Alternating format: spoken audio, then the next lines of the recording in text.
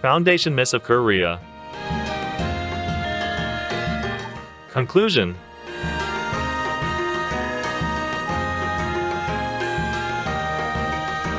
So to conclude, we have seen through this lecture the historical origins of Korean nationalism based on its founding figures, and that there have been a variety of founding figures, but the one that has taken precedence in the modern period is the myth of Dangun.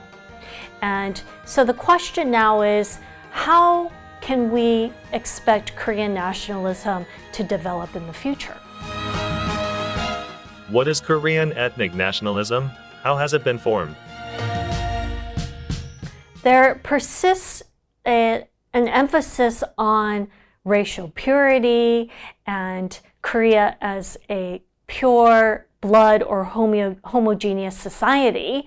And again, this is traced back to the late 19th century and to the colonial period, but this continues to inform and to influence policies today. 태어난 나라는 달라도 말보다 마음이 먼저 통했습니다. 저는 스위스에서 온 클라우디아 뮬러 최진주입니다.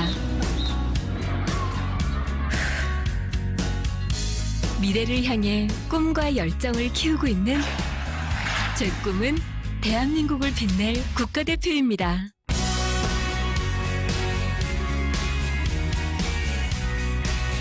다문화, 다인재, 다재다능 대한민국. 같이 가요. 다누리 앱을 클릭하세요. So in terms of the persistence of racial purity in Korean society, this no longer seems to be sustainable, given that we have an influx of migrants from different countries and interracial marriages as a result of that, and these interracial marriages bear interracial children. And so we have children of mixed race from all different areas that are now integrated into Korean society, and they are Korean because they were born here. But the policies that are used or that have been implemented no longer reflect this reality and don't accommodate many of these children or many of these peoples. And so for the future of Korea, it's necessary to think about what Korea is going to look like in the future with the increasing diversity and with more foreign workers coming into the country. Currently, there is a kind of triracial system in Korea with Koreans at the top and then other Koreans who are residing outside of Korea. But again, this is based on one's racial or ethnic Koreanness. Below this are what some call honorary Koreans.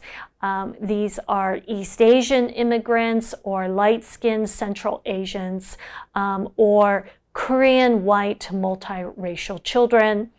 And at the bottom are those who are of darker skin.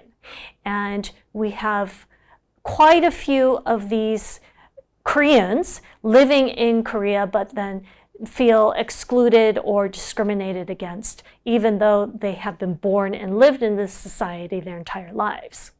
So to conclude, for Korea to enter into a more diverse and multiracial era, it is important for Koreans to understand, and for all of us to understand, that these concepts of racial purity are a part of the foundation myth.